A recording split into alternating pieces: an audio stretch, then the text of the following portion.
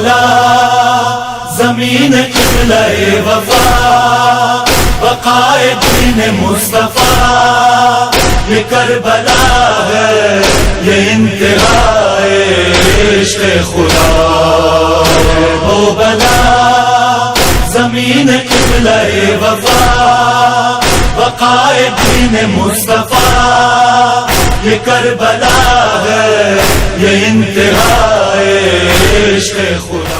اعوذ باللہ من الشیطان الرجیم، بسم اللہ الرحمن الرحیم، الحمدللہ والحمد حقہ کما یستحقہ حمدا کثیرا، واعوذ بہ من شر نفسی ان النفس لامارۃ بالسوء الا ما رحم ربی، واعوذ بہ من شر الشیطان الذی یزیدنی ذنبا الی ذنبی، واحترز بہ من کل جبار فاجر وسلطان جائر وعدو قاہر، اللہم اجعلنی من جندک فإن جندک هم الغالبون، واجعلنی من حزبک فإن حزبک هم المفلحون، واجعلنی من اولیائک فإن اولیاءک لا خوف علیہم ولا هم يحزنون، ثم الصلاة والسلام على اشرف الانبیاء والمرسلین، رحمة للعالمین، خاتم النبیین ابی القاسم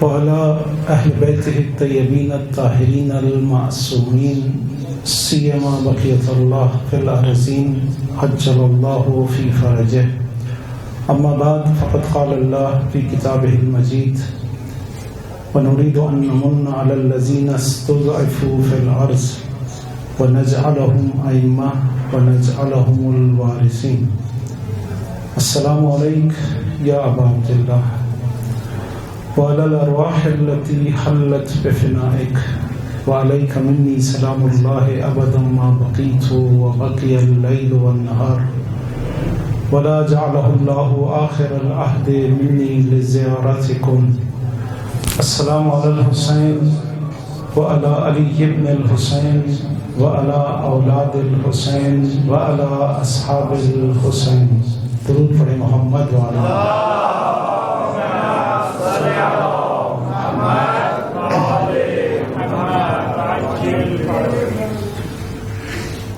اربعین حسینی و ظہور امام مہدی کے عنوان سے آج ہمارے سلسلہ گفتگو کی تیسری کڑی ہے۔ اب تک جو عرائض ہم نے آپ کے سامنے پیش کیے اس میں یہ بیان ہوا کہ یہ غم و حزن، یہ سوگ، یہ عزاداری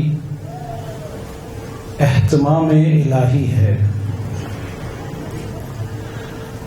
اور پروردگار متعال نے اس مصیبت کو، اس سوگ کو اس لیے رکھا ہے تاکہ ہم راہ ہدایت پر آ جائیں، تاکہ ہم سعادت جیسی نعمت کو حاصل کر لیں، اور اس کے لیے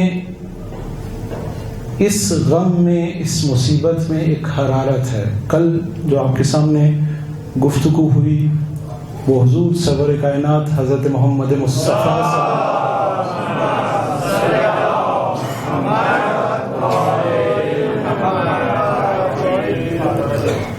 کی حدیث آپ کے سامنے پیش کی کہ ان لقتل الحسین حرارتا فی قلوب المؤمنین لا تبرد ابدا، قتل حسین میں ایک ایسی حرارت ہے قلوب مومنین کے جو قیامت تک ٹھنڈی نہ ہوگی۔ اس حرارت کی مختصر سی تفسیر بیان کی۔ حرارت میں کیا کچھ، کیوں حضور نے تشبیہ دی ہے حرارت سے؟ حرارت جلاتی ہے. اگر عام حرارت، اگر یہ آگ جراثیم مارتی ہے، بیماریوں کو ختم کرتی ہے، تو خون حسین کی حرارت گناہوں کو ختم کر کے مانوی اور روحانی بیماریوں سے نجات دیتی ہے. اگر یہ عام حرارت انجن کو حرکت دینے کے لیے استعمال ہوتی ہے، تو یہ خون حسین کی حرارت انسان کو خدا کی جانب حرکت دینے کے لیے استفادہ ہوتی ہے. حرارت ملانے اور جوڑنے کے لیے استعمال کی جاتی ہے. 10 قسم کی چیزیں آپ ملانے کے لیے حرارت استعمال کرتے ہیں اور ایک بہترین اور مزیدار غذا تیار ہوتی ہے. یہ خون حسین کی حرارت آپس میں ملانے کے لیے ہے، آپس میں جوڑنے کے لیے ہے. جس طرح سے فولاد حرارت سے جوڑتا ہے، اسی طرح سے مومن کے ساتھ اس خون کی حرارت سے جوڑتا ہے. عزیزو، یہ خون حسین کی حرارت ہے جو آج پوری کائنات میں حسینی ایک دوسرے کے ساتھ جوڑ رہے ہیں.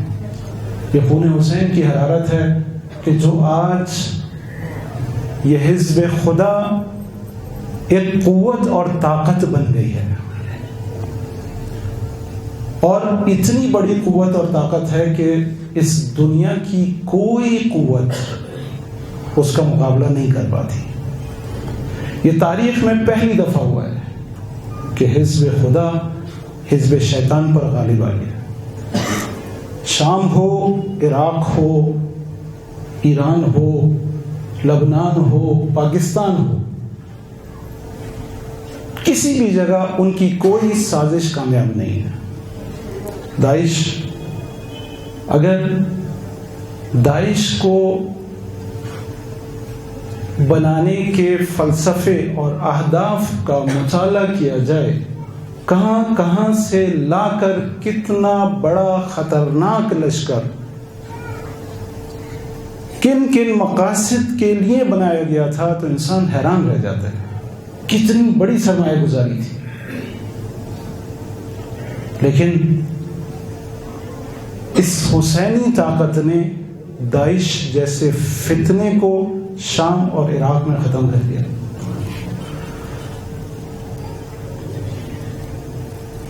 اب سازش کا مرکز، اس دشمن کی سازش کا مرکز خود عزاداری ہے. دشمن نے اس عزاداری کو نشانہ بنایا ہے. آج ہم سے یہ کہا جاتا ہے کہ آپ اپنی عزاداری کو محدود کریں. دیکھیں، آپ کو اگر عزاداری کرنی ہے تو یا اپنے گھروں میں کریں، یا اپنے محلوں میں کریں، یا صحراؤں میں چلے جائیں، وہاں پر جلوس نکالیں. سڑکوں پہ اور بازاروں میں جلوس لے کر نہ آئیں. عزاداری کو محدود، ابھی محدود کرنے کی بات کر رہے ہیں، کل ختم کرنے کی بات کر رہے ہیں. ان سے برداشت نہیں ہے. عجیب بات ہے کہ یہ مطالبہ ہو بھی وہاں رہا ہے کہ جس کی یہ مخالفت کر رہے ہیں، یعنی جلوس کے اندر یہ مخالفت کر رہے ہیں کہ ہمارے عزاداری کے جلوس نہیں نکلنے چاہیے. یا ایھا الذین آمنوا لما تقولون ما لا تفعلون. وہ کیوں بولتے ہو جو خود نہیں کرتے؟ خود جلوس نکال رہے ہو اور ہمیں کہہ رہے ہو کہ ہم جلوس نہ نکالیں. بس مسئلہ جلوس نہیں ہے، مسئلہ حسین ہے.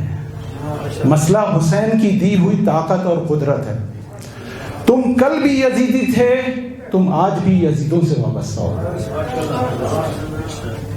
ہم ان یزیدوں کا اہل سنت سے کوئی تعلق نہیں ہے. اہل سنت ہمارے بھائی ہیں.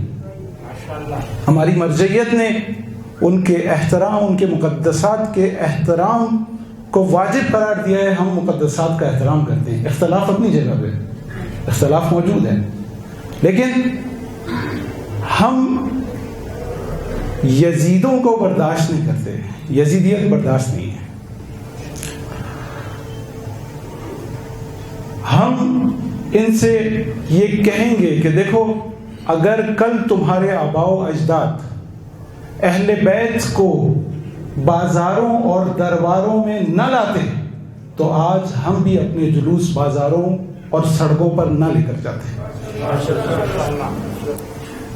کل تمہارے اجداد نے اہل بیت رسول کے ساتھ مخدرات عصمت کے ساتھ یہ ظلم کیا کہ ان کو بازاروں اور درباروں میں پھیلایا گیا. آج ہم اس ظلم کے خلاف احتجاج کرنے کے لیے بازاروں اور سڑکوں پر آتے ہیں تاکہ دنیا کو بتا سکیں کہ یہ کتنے پست لوگ تھے اور آج ان کے ماننے والے کتنے پست لوگ ہیں. پس عزیزو، اس اربعین پر اس سازش کا مقابلہ کرنا ہے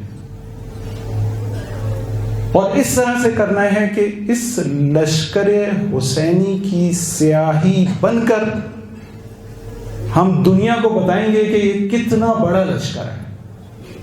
ہر مرد و زن، ہر بوڑھا اور بچہ اس جلوس میں شریک ہوگا. پورے پاکستان میں ایسا ہی ہے اور ایسا ہی ہوگا. یہاں پر جو بزرگوں نے کہا ہے اور جو بات ہوئی ہے کہ مردوں کا جلوس جس روٹ پر جاتا تھا اسی پہ جائے گا اور خواتین کا جلوس قبرستان کی طرف جائے گا، یعنی دونوں جلوس الگ ہوں گے. اور اس طرح سے ہم یہ احتجاج، یہ اربعین منائیں گے. اور جو وقت بتایا گیا ہے وہ صبح 9 بجے کا وقت ہے. میرے خیال سے جو مجھے کہا گیا کہ آپ لوگ ذرا دیر سے نکلتے ہیں، لیکن اس دفعہ وقت کی پابندی کریں گے. 9 بجے سب کے سب انشاءاللہ جلوس میں ہوں گے. پورے پاکستان میں یہ حسینی طاقت انشاءاللہ منظر عام پر آئے گی اور ہم ان یزیدیوں کو بتائیں گے کہ نہ تم نے یہ ملک بنایا تھا اور نہ تم اس ملک میں حاکم بن کر رہ سکتے ہو. دیکھو، حسینیوں نے کل اس ملک کو بنایا بھی تھا اور آج اس ملک میں حکومت اگر ہوگی، حاکمیت اگر ہوگی تو حسینیت کی ہوگی، یزیدیت کی حاکمیت نہیں ہوگی. لبیک یا حسین، لبیک یا حسین، لبیک یا حسین، لبیک یا حسین. بس انشاءاللہ ہم سب اس جلوس میں شریک ہوں گے اور اس لشکر کی سیاہی بنیں گے. درود پڑھیں محمد و آل محمد.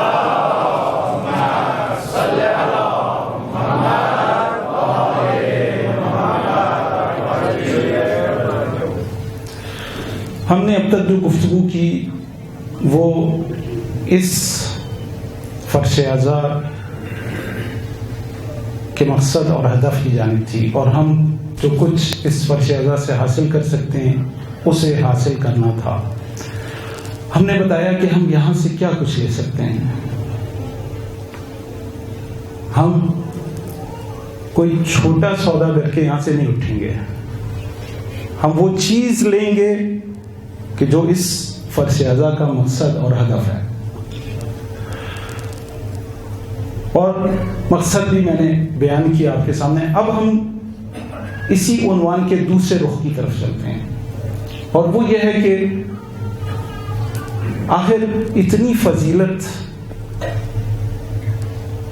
اور اتنی اہمیت ہے سید الشہداء کی، آج ہم اس پر گفتگو کر رہے ہیں. کیا اس وقت سن 60 ہجری میں، جبکہ لوگ اس فضیلت کو سننے والے بھی ہیں اور اس اہمیت کو جو رسول خدا کمسن حسین کو دیا کرتے تھے اس کو دیکھنے والے بھی ہیں، ابھی موجود ہیں لوگ لیکن یہ کیا ہوا کہ لوگوں نے حسین کا ساتھ نہیں دیا لیکن اتنا فجی ظلم کیا حسین کے ساتھ، اتنا قبیح ظلم کیا. یعنی ایک انسان دوسرے انسان کے ساتھ اس طرح نہیں کرتا، اتنے عظیم انسان کے ساتھ، رسول کے نواسے کے ساتھ جس کی اتنی فضیلتیں ہوں، اتنا ظلم کیا. آخر اس کی وجہ کیا ہے، اس کے اسباب کیا ہیں؟ اس پر ہم انشاءاللہ 2 دن اس پر گفتگو کریں گے، اور 40 کے دن انشاءاللہ 40 کی بات کریں گے. تو عزیزو، یہ ایک بڑا اہم سوال ہے، کیونکہ یہ صرف اس وقت کے لوگوں کے لیے نہیں، آج ہمارے لیے بھی ایک سوال ہے کہ ہم کیوں ائمہ کے ساتھ کھڑے نہیں ہوتے، ہم کیوں ان کے راستے پر نہیں چل پاتے. ہم عزاداری کرتے ہیں، فرشیزہ بچھاتے ہیں، لیکن ہم پرچم عباس کے نیچے حسینی لشکر میں اس طرح جس طرح ہمیں شامل ہونا چاہیے کیوں شامل نہیں ہوتے؟ یہ ایک ہمارے لیے مقام عبرت ہے. اگر ہم اس وقت کے لوگوں کو دیکھیں کہ کیوں شامل نہیں ہو سکے، آخر وجوہات کیا تھیں؟ یہاں پر کوئی 1 2 100 200 لوگ نہیں ہیں. تاریخ نے لکھا کہ 18,000 12,000 18,000 30,000 اتنے خطوط لکھے گئے. سید الشہداء کو 1 2 خط نہیں آئے. جب آپ مکہ پہنچے ہیں، ایک خطوط کا سلسلہ تھا، بوریاں کی بوریاں، گٹھیاں کی گٹھیاں آ رہی تھیں اور آپ کے سامنے پھیل رہے تھے. ایک ایک خط میں کئی لوگوں کے امضا تھے. مولا آ جائیے، ہمارا امام نہیں ہے، مولا یزید نے ہم پر ظلم و ستم کیا ہوا ہے، مولا تشریف لے آئیے، ہم آپ کا ساتھ دیں گے، یزید کے خلاف قیام کریں گے. یہ ہمارے درس کا کربلا اب کا سیدھا راستہ، شہادتوں کا راستہ، امام زمان باواز بلند صلوات.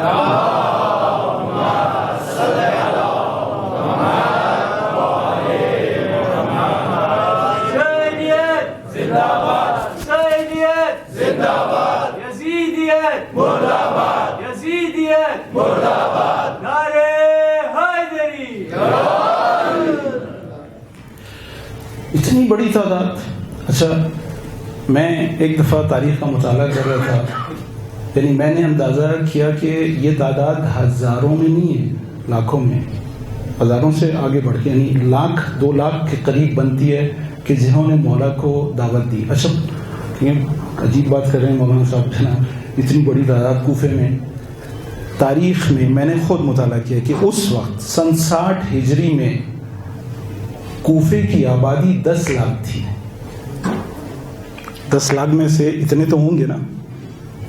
امیر المومنین نے ایک زندگی گزاری ہے، اپنا دارالخلافہ قرار دیا ہے، لوگوں کی تربیت کی ہے،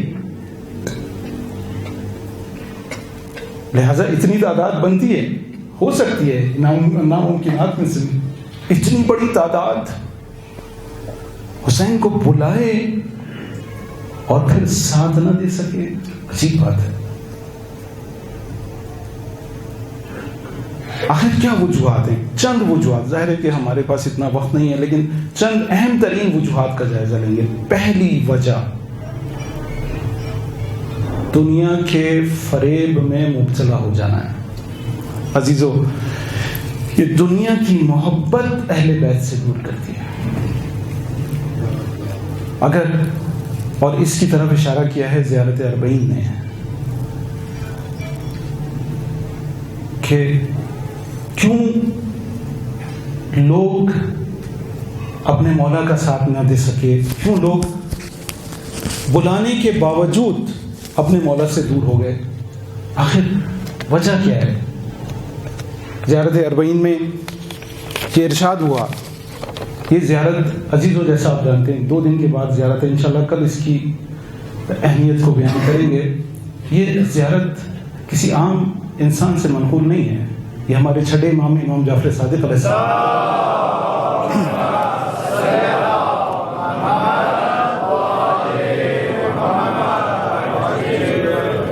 اس میں مولا اس کی وجہ بیان کرتے ہوئے کہ کیا وجہ بنی کہ لوگوں نے بلانے کے باوجود ساتھ نہیں دیا. بہت سے لوگ مولا کے ساتھ بھی ہوئے. مکہ سے جس وقت مولا نکلے ہیں 1000 سے زیادہ لوگ ہیں جو مولا کے ساتھ ہیں، لیکن زبالہ کے مقام پر جب مولا کو اطلاع ملتی ہے کہ مسلم اور ہانی کو شہید کر دیا گیا ہے، یہاں پر مولا ایک خطبہ دیتے ہیں اور کہتے ہیں کہ دیکھو مسلم کو شہید کر دیا گیا اور کوفے کی صورتحال بدل چکی ہے، اور میں تمہیں آگاہ کر رہا ہوں کہ لوگوں نے ہماری بیعت توڑ دی ہے، ہم سے پشت کر لی ہے. اب ایسی صورتحال میں اگر جو جانا چاہتا ہے وہ چلا جائے. تاریخ نے لکھا کہ سب چل گئے، اکثریت چلی گئی، صرف 72 رہ گئے. وہ جو آخر تک ساتھ تھے وہ رہ گئے، سب چلے گئے. کیوں چلے گئے؟ زیارت اربعین. وقد تبازر علیہ من غرته الدنیا، کہ وہ امام حسین کے مقابلے پر آ گئے. کیوں؟ اس لیے کہ دنیا نے انہیں مغرور کر دیا، دنیا نے انہیں دھوکہ دے دیا، دنیا کی محبت میں گرفتار ہو گئے. وَبَاعَ حَظَّهُ بِالْأَرْذَلِ الْأَدْنَى، اور اپنی سعادت کو ادنا ترین پس ترین چیز کے بدلے بیچ دیا. صرف دنیا کو نہیں بیچا، وَشَرَى آخِرَتَهُ بِالثَّمَنِ الْأَوْكَسِ، اور بدترین چیز کے عوض اپنی آخرت کو بھی بیچ دیا.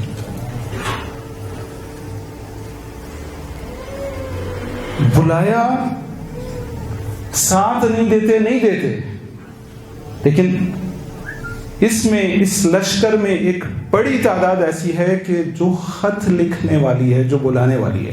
یعنی ساتھ نہیں دیا، گھروں کے اندر بیٹھ گئے، وہ بھی ہیں، اور وہ بھی ہیں جنہوں نے بلایا، خط لکھا اور گھر میں نہیں بیٹھے، یزیدی فوج میں شامل ہو گئے. مولا نے روز عاشور خطبہ دیا ہے، اے منذر ابن جارود، اے حجار ابن ابجر، اے اشعث ابن قیس، کیا تم نے مجھے خط نہیں لکھے تھے؟ تم نے مجھے خط لکھ کر بلایا تھا. اب کیا ہوا؟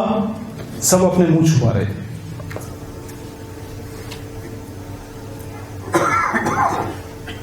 عزیزو، آج ہم بھی امام کو بلا رہے ہیں، روز و شب دعا کرتے ہیں. انشاءاللہ اربعین کے دن اس پر گفتگو کریں گے.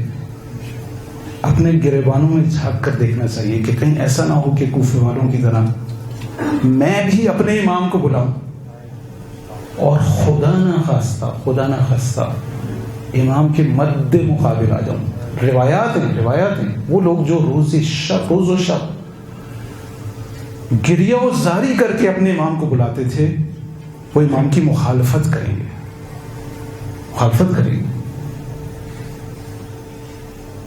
بس یہ دنیا کی محبت یہاں پہنچاتی ہے کہ ولی خدا کا ساتھ نہیں دیتا، اس کی مخالفت میں تلوار نکال لیتا ہے، اس کے خون کو بہانے کے درپے ہو جاتا ہے. عجیب بات ہے.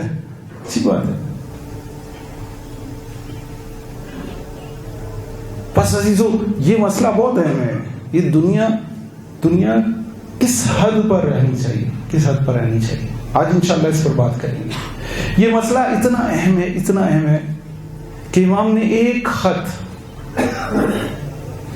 کربلا پہنچنے کے بعد اپنے بھائی محمد حنفیہ کو لکھا ہے، اور لکھتے ہیں بسم اللہ الرحمن الرحیم، من الحسین ابن علی الى محمد ابن علی ومن قبلہ الى بنی ہاشم. یعنی حسین کی طرف سے محمد ابن حنفیہ کو اور جو بنی ہاشم کے لوگ ہیں اور ہم لوگ یعنی مولا ہم کو ہی بتا رہے ہیں کہ دیکھو میرا غم منانے والوں، میرے فرش عزا پر بیٹھنے والوں، اس چیز کو اہمیت دینا۔ وہ کیا ہے؟ ایک آپ عزیزو غور کرنے والی بات ہے، یہ آج کا دور نہیں ہے کہ آپ نے واٹس ایپ کھولا اور چند چیزیں ٹائپ کی اور بٹن دبا دیا کہ یہاں سے جو ہے نا وہ امریکہ پہنچ گیا چشم زدن میں۔ یہ اتنا آسان کام آج کے دور میں، یہ 61 ہجری ہے، 61 ہجری ہے۔ یہاں پر ایک شہر سے دوسرے شہر خط پہنچانے کے لیے کتنا اہتمام کرنا پڑتا تھا۔ ایک سواری کا انتظام کرنا پڑے گا، ایک سوار کا، ایک قاصد کا اہتمام کرنا پڑے گا، اور اس کو وہ خط دے کر بھیجنا پڑے گا جو وہ ہفتوں اور مہینوں کی مسافت طے کر کے ایک شہر سے دوسرے شہر پہنچے گا اور اپنے مقصود کو دے گا کہ یہ خط جو ہے وہ فلانے نے دیا ہے۔ اب جب اتنی مشکلات کے بعد خط پہنچے گا اور مولا ظاہر کوئی کام ابس اور بیکار نہیں کرتے، کوئی اہم ترین پیغام ہوگا، اس میں کوئی اہم ترین میسج ہوگا جو مولا نے دیا ہے، اور وہ صرف ایک کلمہ ہے، اما بعد فإن الدنیا لم تکن فإن الآخرۃ لم تزل، والسلام حسین ابن علی۔ دیکھو دنیا رہنے والی نہیں ہے اور آخرت زائل ہونے والی نہیں ہے، والسلام حسین ابن علی۔ عزیزو یہ کتنی اہم بات ہے۔ یہ دنیا کتنی دنیا ہے، کتنے دن رہ جائیں گے؟ وہ جو لوگ جنہوں نے اپنی جانیں بچائیں، جنہوں نے مولا کا ساتھ نہیں دیا، جو گھروں میں بیٹھ گئے، کیا وہ زندہ رہ گئے؟ کاش کہ ہم تاریخ کا مطالعہ کریں، اس کوفے کے ساتھ کیا کچھ نہیں ہوا، کیا کچھ نہیں ہوا۔ اتنا خون بہا ہے، اتنا خون بہا ہے کہ شاید ہی ان میں سے کوئی بچا ہو کہ جس نے مولا کو بلایا تھا اور مولا کا ساتھ نہیں دیا۔ وہ جتنے، اس تاریخ میں لکھا ہے، وہ جتنے جو کہ مد مقابل فوج میں تھے، وہ 3 سال کے اندر اندر جہنم واصل ہو گئے، سب کے سب۔ لیکن وہ لوگ جنہوں نے گھر میں بیٹھ کر اپنے آپ کو محفوظ سمجھا، کیا وہ زندہ رہ گئے؟ نہیں۔ یہ زندگی کتنی ہے؟ یہ زندگی کتنی ہے؟ کچھ بھی نہیں۔ ہم موت کے قریب بڑھ رہے ہیں، ہر لمحے بڑھ رہے ہیں۔ منزل شقوق کے مقام پر مولا نے بہت خوبصورت اشعار پڑھے ہیں، کہتے ہیں کہ فَإِن تَكُنِ الدُّنْيَا تُعَدُّ نَفِيسًا، یہ دنیا بہت خوبصورت ہے۔ اگر ہم اس دنیا کو خوبصورت بھی شمار کریں، اچھا بھی کہیں، فَدَارُ ثواب اللہ اعلیٰ وَأَنبَلُ، لیکن ثواب خدا کا دروازہ جنت اس سے کہیں زیادہ خوبصورت ہے۔ وَإِن تَكُنِ الْأَمْوَالُ لِلتَّرْكِ جَمْعَهَا، اگر مال کو اس لیے جمع کیا جاتا ہے کہ اس کو ترک کر دیا جائے، مال کو ہم کہتے ہیں نا کہ ہاتھ کا میل ہے، ہاتھ کا میل ہے، ہاتھ میں رہتا تو نہیں ہے نا میل، آپ ذرا سا پانی ڈالیں میل ختم ہو جاتا ہے، ہاتھ کا میل ہے چلا جاتا ہے۔ مولا کہتے ہیں کہ اگر مال کو اس لیے جمع کرنا ہے کہ اس کو گنوا دیا جائے، فما بال للمتروک بہ المرء یبخل، تو پھر ایک مرد کو زیب دیتا ہے کہ وہ اس کو کمانے میں بخل کرے۔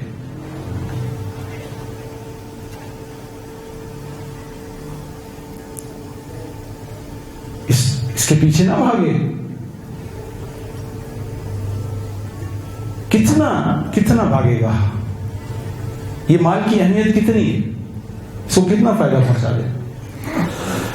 وَإِن تَكُنِ الْأَرْزَاقُ قِسْمًا مُقَسِّمًا، اگر ہمارا رزق، اگر ہمیں یقین ہے، عزیزوں مسلمان ہیں، ہمیں پتہ ہے نا، ہم جب اس دنیا میں آتے ہیں تو اپنا رزق لے کر آتے ہیں. یہ رزق جو ہماری زندگی میں ہمارے لیے لکھا ہے وہ ہمیں ملے گا. فَقِلَّةُ حِرْصِ الْمَرْءِ فِي الْكَسْبِ أَجْمَلُ، بس جب ہمیں پتہ ہے کہ یہ رزق تقسیم ہو چکا ہے تو ایک انسان کو حرص نہیں کرنی چاہیے، ہوا و ہوس کا شکار نہیں ہونا چاہیے. ایک حد تک کوشش کرے، یہ انسان کو زیب دیتا ہے. عزیزوں یہ رزق لکھا ہوا ہے، ہمارے لیے لکھا ہوا ہے. ہمارے دوست ہیں، یہ ہمیں یقین نہیں آتا، پتہ نہیں اس میں یہ واقعہ نقل کر رہا ہوں، یقین کریں کہ خدا سمندر کے تہ کے اندر، پتھر کے نیچے جو حشرات ہیں، خدا ان کو بھی رزق دیتا ہے. ہمارے ایک دوست ہیں، ان کے چچا کا واقعہ ہے، سچا واقعہ ہے. وہ خود بھی ذاکر ہیں، بہت اچھے ذاکر ہیں.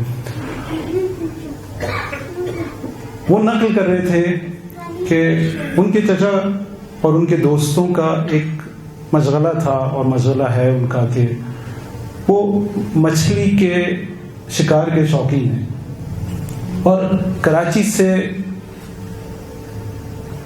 200-300 کلومیٹر کے فاصلے پر کسی چشمے میں جا کر وہ مچھلیاں پکڑا کرتے ہیں. اکثر ان کا یہ مشغلہ ہے اور وہ جاتے ہیں. کہتے ہیں ایک دفعہ وہ گئے اور مچھلیاں پکڑی، آئس باکس کے اندر مچھلیاں ڈالی، برف ڈالا، اور اس کے بعد اس چشمے سے واپس شہر کی طرف چلے. کہہ رہے ہیں ابھی ہم تھوڑی دور چلے تھے، ہمیں ایک عجیب قسم کی بدبو محسوس ہوئی. ہم نے کہا ہم گاڑی واڑی میں دیکھا کچھ نہیں، پھر ہم چل دیے. یہ بدبو اتنی شدید تھی کہ گاڑی میں بیٹھنا مشکل ہو گیا. ایک مقام پر ہم نے گاڑی روکی اور پھر ہم نے سب جگہ دیکھا، اور مچھلی کی بدبو ایک خاص بدبو ہوتی ہے نا. ہم نے کہا آئس باکس کھولا تو اس میں برف سے بھری ہوئی ہے، آئس باکس میں اوپر جو مچھلی تھی وہ سڑ رہی تھی. ساری مچھلیاں صحیح و سالم، اوپر مچھلی سڑ رہی تھی. انہوں نے کیا کیا، وہ مچھلی نکالی اور بے دھیانی میں اٹھا کے پھینک دی. یہ مچھلی جو ہے ایک چھوٹا سا ٹیلا تھا، اس کے پیچھے جا کر گئی.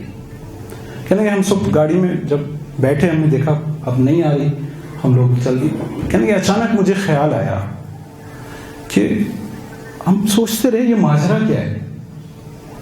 ساری مچھلیاں صحیح ہیں اور مچھلی کے خراب ہونے کا امکان ہی نہیں ہے. اچھا خراب ہونی تھی تو ساری مچھلیاں خراب ہوتی، نہیں خراب ہوئی، صرف ایک مچھلی خراب ہوئی. مجھے تجسس ہوا، میں نے کہا گاڑی پیچھے لاؤ، دوبارہ سے اس جگہ چلو جہاں پر ہم نے مچھلی پھینکی تھی. کہنے میں اس جگہ پر آیا اور ٹیلے کے پیچھے جا کر دیکھا تو نظر آیا کہ ایک کتا بیٹھا ہوا ہے جس کی آگے کی دونوں ٹانگیں کٹی ہوئی ہیں. یہ مچھلی اس کے منہ کے پاس جا کر گئی اور اس نے وہ کھانی شروع کر دی. عزیزوں خدا ہمارے رزق کا ذمہ دار ہے، یہ ذمہ داری اس نے لی ہے.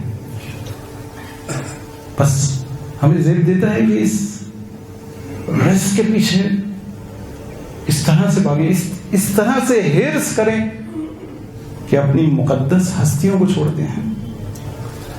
پھر مولا فرماتے ہیں ان تکن الابدان للموت انشئت، اگر ان جسموں کو اس لیے خلق کیا گیا ہے کہ ان کو موت آئے تو فقتل امرئ بالسیف فی اللہ افضل، تو ایک مرد کو یہ زیب دیتا ہے کہ راہ خدا میں تلوار سے مارا جائے.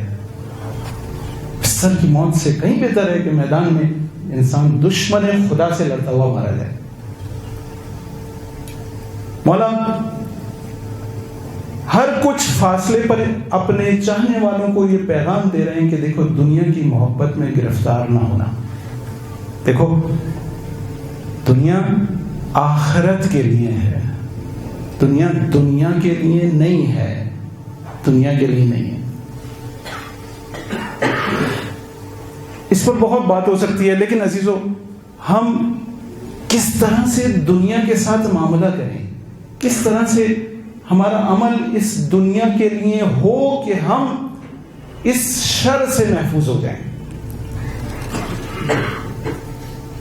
کس طرح سے؟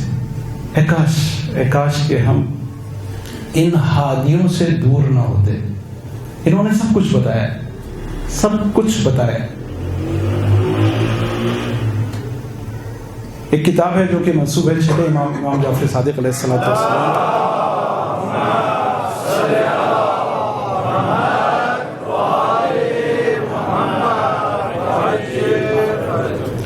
اس کا نام ہے مصباح الشریعہ و مفتاح الحقیقہ. یہ ہمارے اکثر علماء نے اس کتاب پر اعتماد کا اظہار کیا. بہت زبردست کتاب ہے. اس میں ایک حدیث ہے, چھٹے امام کی حدیث ہے, اور امام 7 راستے بتا رہے ہیں, 7 طریقے بتا رہے ہیں کہ ان طریقوں اور ان راستوں کے ذریعے سے اس دنیا کے ساتھ معاملہ کرو. جگہ جگہ ان ہستیوں نے ہمیں ہوشیار کیا ہے کہ دیکھو دنیا میں کھو نہ جانا. مولانا 7 راستے بتا رہے ہیں. پہلا راستہ الرضا بالدون, دیکھو کم پر راضی رہنا, دیکھو قناعت اختیار کرنا. میں بہت تیزی سے چلوں گا. میری کوشش ہوتی ہے کہ اپنے مدعا پر جو ہے کوئی نہ کوئی واقعہ, کوئی نہ کوئی حدیث آپ کو سناؤں. خاص طور پہ میرے جوان بیٹھے ہیں, میں گزارش کروں گا بچوں, میں یعنی ظاہر نہ میں خطیب ہوں, نہ کوئی عالم فاضل, میں ایک طالب علم ہوں اور اپنی سادہ زبان میں بہت سادی گفتگو کرنے کا قائل ہوں. میں کوشش کرتا ہوں کہ میری گفتگو خشک نہ ہو, واقعات اس میں شامل ہوں تاکہ آپ کی توجہ جو ہے وہ رہے, اور گفتگو کوئی بھی جو ہے نا اپنے موضوع سے ہٹ کر کوشش کرتا ہوں کہ نہ ہو, اور استفادہ بھی ہو. میں خود چاہتا ہوں, ظاہر ہے کہ ان چیزوں سے انسان خود استفادہ کرتا ہے, بہت استفادہ ہوتا ہے ان حدیث سے. مولانا کہتے ہیں کہ دیکھو الرضا بالدون, کم پر راضی رہنا, قناعت کرنا. ہمارے 8ویں امام رضا علیہ السلام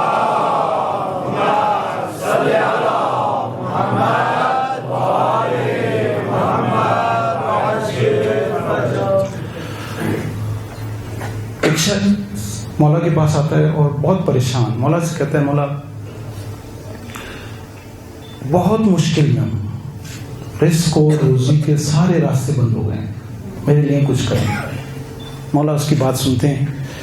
مولا کے پاس ایک دشت میں انگور کے خوشے رکھے ہوئے ہیں. مولا اس دشت میں سے, اس کے خوشے میں سے ایک انگور توڑتے ہیں اور اس کو دیتے ہیں. انگور دیکھتا ہے اور کہتا ہے کہ مولا میں آپ سے کہہ رہا ہوں کہ میں مشکل میں ہوں, آپ یہ کیا, آپ مجھے ایک انگور دے رہے ہیں. مولا وہ انگور دوبارہ سے دشت میں رکھ دیتے ہیں. اتنی دیر میں ایک اور شخص آتا ہے اور مولا کو سلام کرتا ہے, احوال پرسی کرتا ہے. مولا وہ انگور اٹھا کر اس کو دے دیتے ہیں, ہاتھ میں لیتا ہے, چومتا ہے اس کو.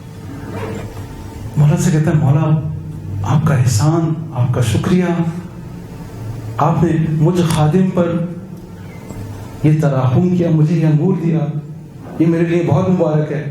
مولا ایک خوشہ اٹھا کر اس کو دیتے. کہتے ہیں مولا اتنا احسان. مولا دوسرا خوشہ اور اٹھا کے دے دیتے. کہتے ہیں مولا کافی ہے, مولا آپ نے بڑا رحم کیا, بڑا کرم کیا میرے اوپر. مولا وہ پورا دشت اٹھا کر اس کو دیتے ہیں. کہتے ہیں مولا یہ تو میرے پورے خاندان کے لیے کافی ہے. مولا کہتے ہیں اس باغ سے جس سے انگور ٹوٹے ہیں وہ باغ بھی تیرا. اب یہ جو برابر میں کھڑا ہوا اس سے برداشت نہیں ہوتا. کہتا ہے مولا فقیر میں تھا, احتیاج مجھے تھی, آپ نے باغ اس کو دے دیا. مولا نے کہا دیکھ تیری مشکل یہ ہے کہ تو شکر ادا نہیں کرتا, تو کم پر راضی نہیں ہے. عزیزو, خدا نے بڑی نعمتیں دی ہیں, بڑی نعمتیں دی ہیں. یہ زندگی کی نعمت, یہ ہماری سانسیں چل رہی, یہ سب اسی کی نعمت ہے. لئن شکرتم لازیدنکم, تم شکر ادا کرو خدا زیادہ کرے. بس پہلی چیز اس دنیا کے ساتھ معاملہ کرنا ہے, کم پر راضی ہو. دوسری چیز الایثار بالموجود, جو تمہارے پاس موجود ہے اس کو ایثار کرو. عزیزو, آپ کس کے ماننے والے ہیں؟ ہمارے ہاں بڑی فضیلتیں اہل بیت کی بیان ہوتی ہیں, آیات پڑھی جاتی ہیں. وَيُطْعِمُونَ الطَّعَامَ عَلَى حُبِّهِ مِسْكِينًا وَيَتِيمًا وَأَسِيرًا. یہ آیت عَلَى حُبِّهِ یعنی اس کے ضرورت مند تھے, اس کے ضرورت مند تھے. اور آپ جانتے ہیں, علماء پڑھتے ہیں کہ آپ روزہ رکھا, آ گیا مسکین آ گیا, آپ نے اپنی غذا جس سے روزہ کھولنا تھا وہ اس کو دے دی. دوسرے دن یتیم آ گیا, آپ نے اس کو دے دی. تیسرے دن اسیر آ گیا, آپ نے دے دی. عزیزو, امام یہ نہیں کہہ رہے کہ اپنی ضرورت کی چیز دے دو. ہم ان کے ماننے والے ہیں جو اپنی ضرورت کی چیز دے دیتے ہیں. ہم اپنے گھر میں موجود چیزوں میں جو چیز ہماری ضرورت کی نہ ہو وہ بھی نہیں دے سکتے. یہاں عزیزوں, آپ کے اطراف میں, آپ کے اس محلے میں, آپ کے اس علمدار روڈ پر کتنے لوگ ہوں گے جو ایک روٹی کے محتاج ہوں گے. اگر ہمارے پاس 2 روٹیاں اضافی ہیں تو ہم 1 روٹی اس کو نہیں دے سکتے. دنیا سے کس طرح سے معاملہ کریں؟ الایثار بالموجود. تیسری چیز ترک و طلب المفقود, جو چیز نہیں ہے اس کی ہوس نہ کریں, اس کی ہوس نہ کریں. عزیزو, یہ کربلا ہے. کاش کہ کربلا سے ہم درس بھی حاصل کرتے اور عبرت بھی حاصل کرتے. عبداللہ ابن متی ایک شخص ہے, امام مکہ سے باہر نکلتے ہیں. امام کو دیکھتا ہے, معلوم ہوتا ہے اپنے جس راستے سے مولا کو گزرنا ہے اسی راستے پر اس کی زمین ہے. اپنی زمین کے باہر کھڑا ہوتا ہے, مولا کا انتظار کرنے لگتا ہے. جیسے مولا آتے ہیں مولا سے کہتا ہے مولا آپ اپنے قدم میری زمینوں پہ رکھیں, برکت ہوگی. مولا کریم ابن کریم ہے, کسی کی مشکل میں ہمیشہ ساتھ دینے والا. امام چلے جاتے ہیں, جاتے ہیں اندر, امام کی پذیرائی کرتا ہے. امام اس سے پوچھتے ہیں کہ ابن متی کوئی پریشانی تو نہیں ہے؟ کہتا ہے مولا ویسے تو کوئی پریشانی نہیں ہے, زمینیں میرے پاس بہت ہیں, لیکن بس ایک مشکل ہے کہ پانی نہیں ہے. اگر پانی مل جائے تو میں زمینوں کو سیراب کروں. مولا کہتے ہیں یہاں کنواں ہے. کہتا ہے ہاں کنواں تو ہے لیکن خشک پڑا ہوا ہے, اس میں پانی نہیں. مولا کہتے ہیں اچھا مجھے اس کے پاس لے کے چلو.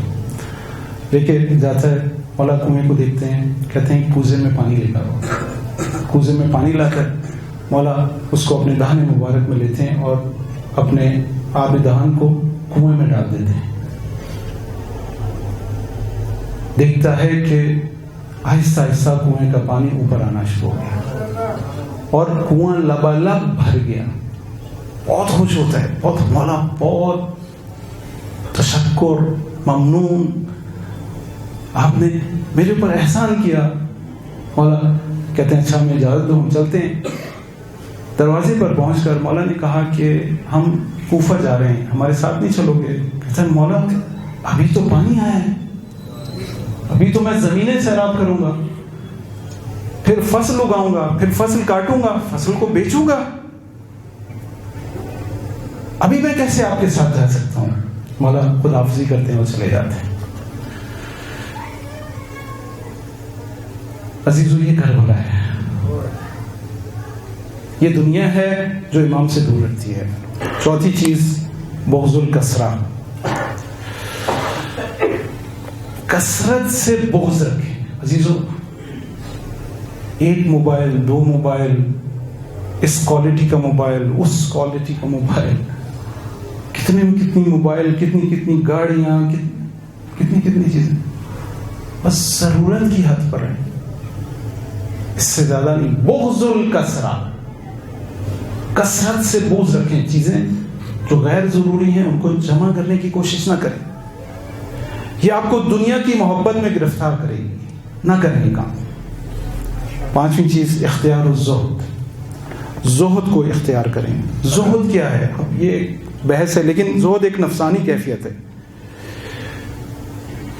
اس حالت میں انسان کی تمام تر توجہ اپنے خدا کی طرف ہوتی ہے اور آخرت کی طرف ہوتی ہے، اور جو چیز اس کو خدا سے دور کرے اس کو وہ ترک کر دیتا ہے۔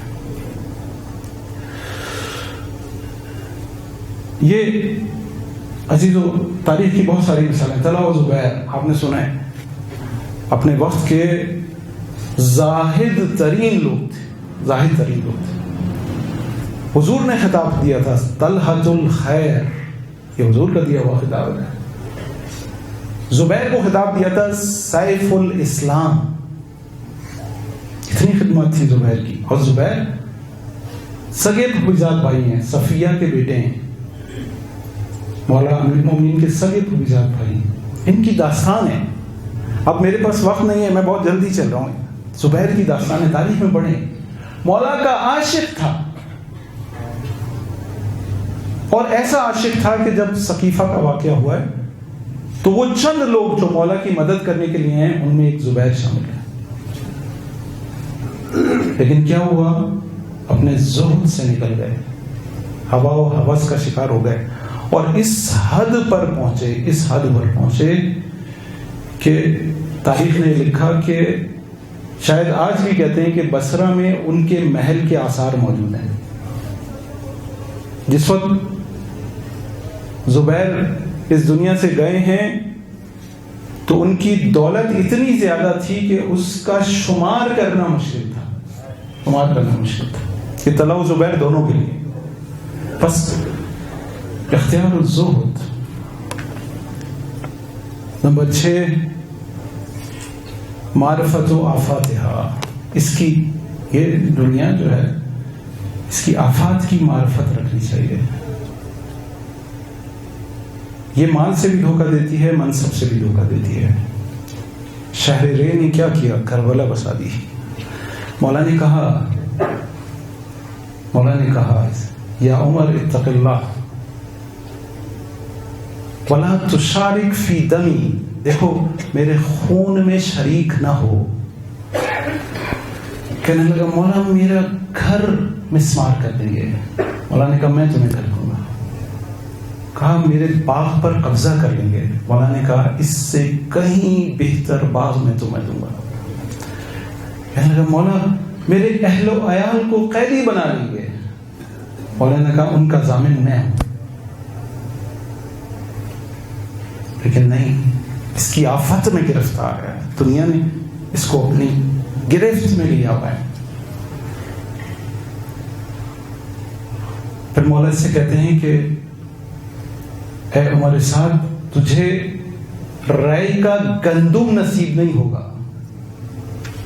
مولا سے مذاق کرتا ہے، شوخی کرتا ہے کہ گندم نہ صحیح ہم جو پر گزارا کر لیں گے۔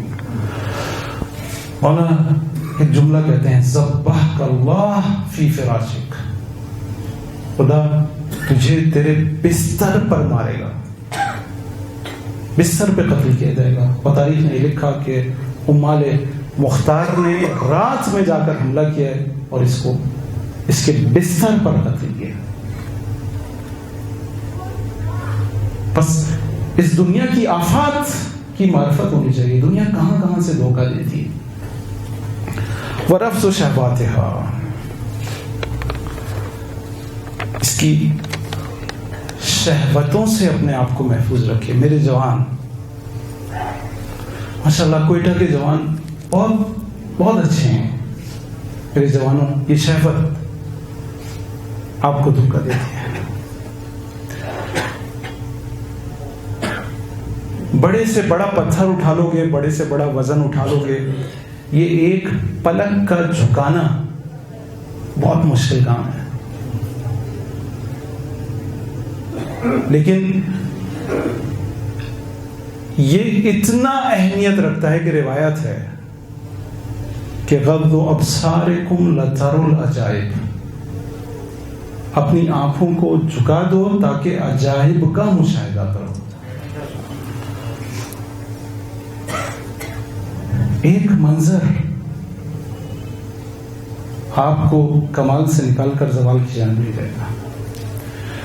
میری بہنیں اپنے حجاب کی حفاظت کریں اور میرے جوان اپنی نظروں کی حفاظت کریں. کیوں؟ یہ سوچتے ہوئے کہ یہ نظر کہیں ہمیں ہمارے مولا حسین سے جدا نہ کر دے. عزیزوں، یہ گناہ میں نے بیان کیا تھا کہ دنیا میں صرف دو گروہ ہیں، یا حزب خدا ہے یا حزب شیطان ہے. تیسرا کوئی گروہ نہیں ہے. یا آپ مولا کی ولایت میں ہیں یا شیطان کی ولایت میں ہیں. یہ طے ہے کہ جس وقت انسان گناہ انجام دیتا ہے اور جس وقت تک اس کا اثر باقی رہتا ہے، وہ مولا کی ولایت سے نکل کر شیطان کی ولایت میں داخل ہو جاتا ہے. بس عزیزو، جب گناہ سامنے آئے تو یہ سوچ لیا کرو کہ آپ مولا حسین کی ولایت سے نکل جاؤ گے، مولا امام زمانہ کی ولایت سے خارج ہو جاؤ گے. بس احتیاط کرنی ہے، آپ کو اس لشکر حسینی میں رہنا ہے. بس عزیزو، یہ گفتگو ہماری اسی لیے ہے کہ ہم اس غم حسین سے اس لشکر میں شامل ہو جائیں. میں ہر روز ایک ایسی مصیبت جو کہ مولا کا امتحان ہے آپ کے سامنے بیان کر رہا ہوں.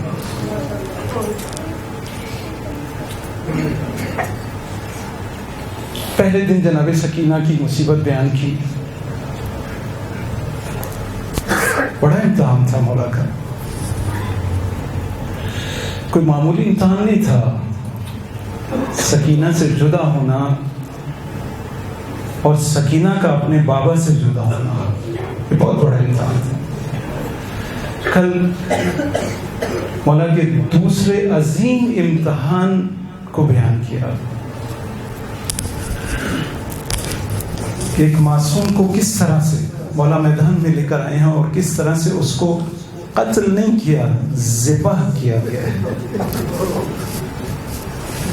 عزیزو، تاریخ میں کربلا میں دو سر ہیں. جتنے بھی سر تن سے جدا ہوئے ہیں اس وقت جدا ہوئے ہیں جب جسم سے جان نکل گئی ہے، یعنی شہید ہونے کے بعد سروں کو جدا کیا گیا ہے. لیکن دو سر ایسے ہیں جو زندہ تن سے جدا ہوئے ہیں. ایک ننھے علی اصغر کا سر ہے اور ایک مولا حسین کا سر ہے. عزیزوں، کل اس سر کی مصیبت بیان کروں گا. یہ سر بہت مظلوم ہے.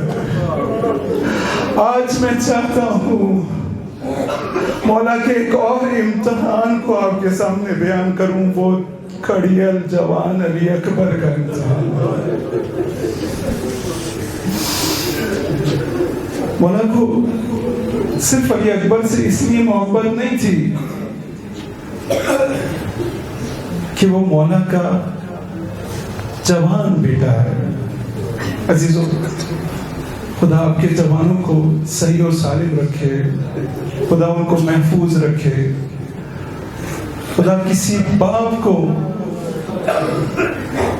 اس مقام پر لے کر نہ آئے کہ وہ اپنے جوان بیٹے کا لاشا اٹھائے۔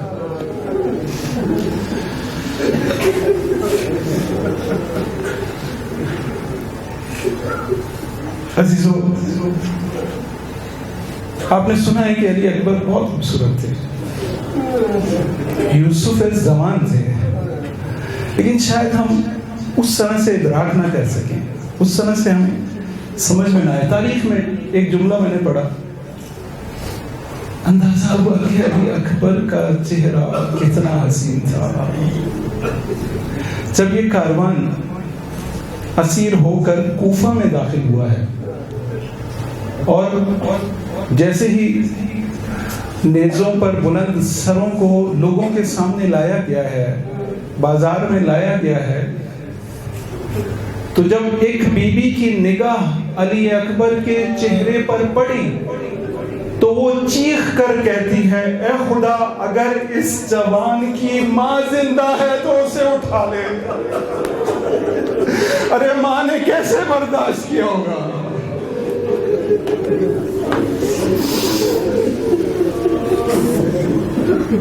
ارے میں کہوں گا کہ باپ نے کیسے برداشت کیا؟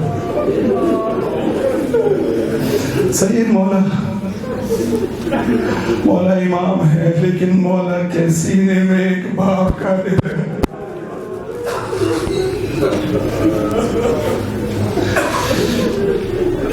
اصحاب شہید ہو گئے، علی اکبر آتے ہیں، بابا اب مجھے جنگ کی اجازت دے۔ عزیزوں، تاریخ نے لکھا کوئی صحابی، کوئی انصار یا کوئی اور، جناب عباس، جناب قاسم، کوئی بھی آیا ہے، مولا نے اس کو منع کیا، مولا نے اس کو منع کیا۔ صرف واحد علی اکبر ہے، کہا ہے کہ مولا بابا مجھے جنگ کا اذن دیں۔ مولا نے فوراً اجازت دے دی کہ علی اکبر جاؤ۔ علی اکبر نے خیموں کی طرف رخ کیا، مولا نے اپنے ہاتھ آسمان کی طرف بلند کیا، اللہم کن انت الشہید علیہم، اے خدا تو گواہ رہنا، فقد برز الیہم غلام، میں جس جوان کو بھیج رہا ہوں اشبہ الناس خلقا و خلقا و منطقا برسولک۔ ارے مجھ حسین کو علی اکبر سے صرف اس لیے محبت نہیں ہے کہ یہ میرا بیٹا ہے، مجھے علی اکبر سے اس لیے محبت ہے کہ یہ رسول کا مشابہ ہے۔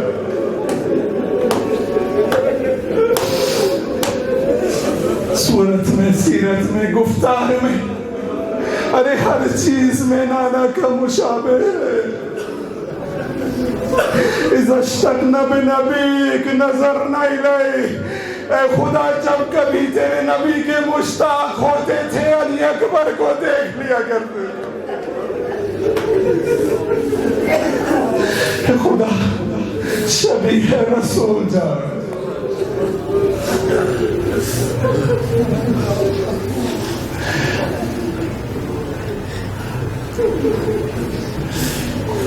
عزیزو، علماء نے لکھا ہے کہ 3 موقع ایسے، بہت مشکل وقت ہے حسین پر، بہت مشکل وقت ہے، بڑی عظیم قربانی ہے۔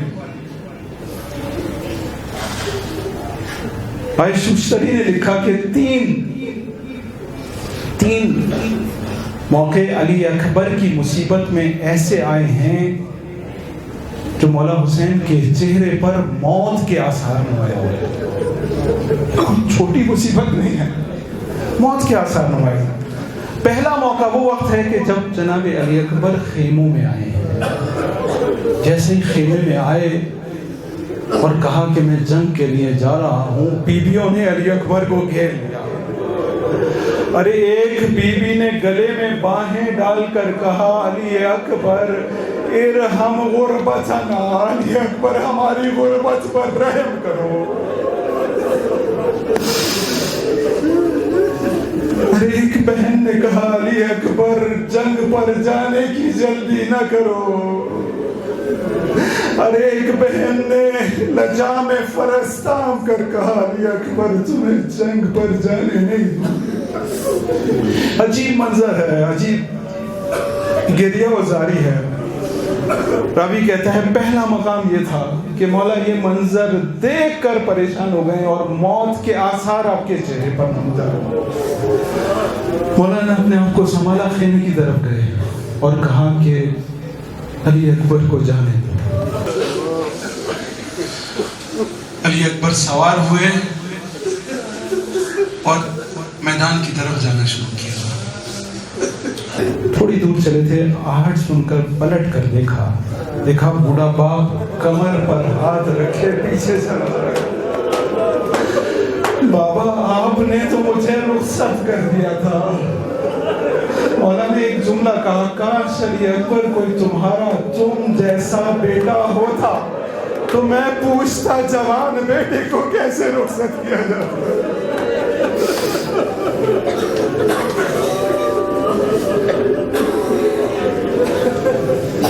اجرکم اللہ. عائشہ مشتری کہتے ہیں دوسرا موقع وہ ہے کہ جب یہ جوان جنگ لڑتے لڑتے پلٹ کر واپس آئے اور اس نے اپنے بابا سے عجیب سوال کیا ہے. کہا یا ابتا قد قتلنی عطشن, بابا پیاس مجھے مارے جا رہی ہے. میں کہوں گا جناب علی اکبر کچھ اور مانگے تھے. مولا نے ایک عجیب جملہ تاریخ میں لکھا ہے. کہا کہ اے علی اکبر اس وقت میرے نانا میرے بابا اور میں تم سے شرمندہ ہوں, تمہیں پانی نہیں ملا.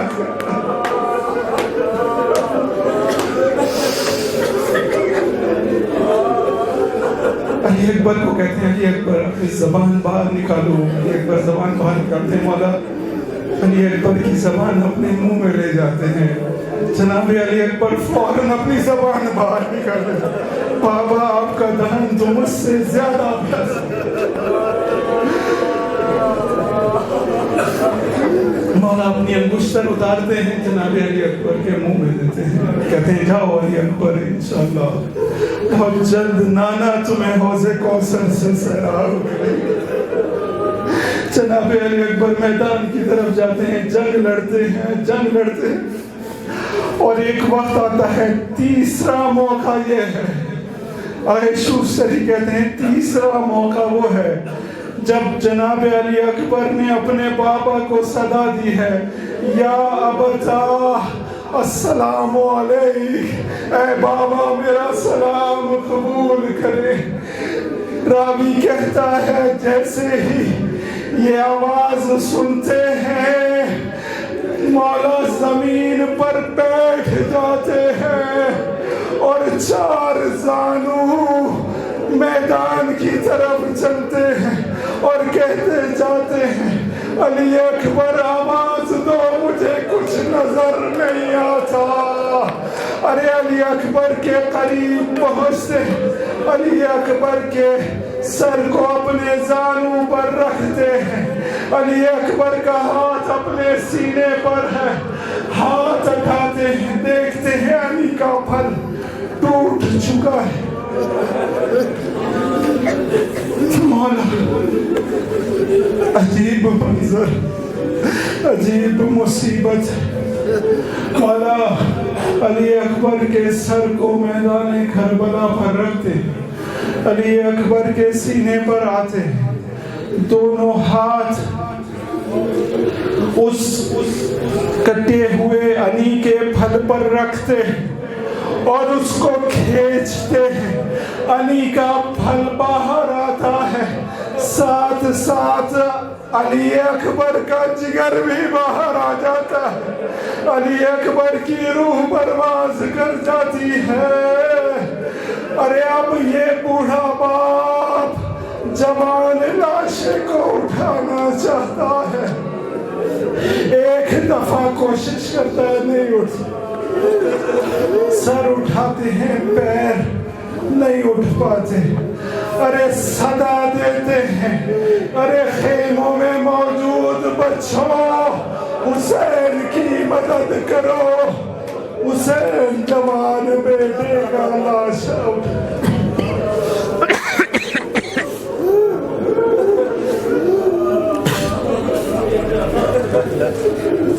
علی لعنت اللہ علی القوم الظالمین سیعلم الذین ظلموا ای منقلب ینقلبون۔ خدا ہماری اس خلیل سی عبادت کو اپنی بارگاہ میں قبول کر، خدا ہمیں کوئی غم نہ دے سوائے غم حسین۔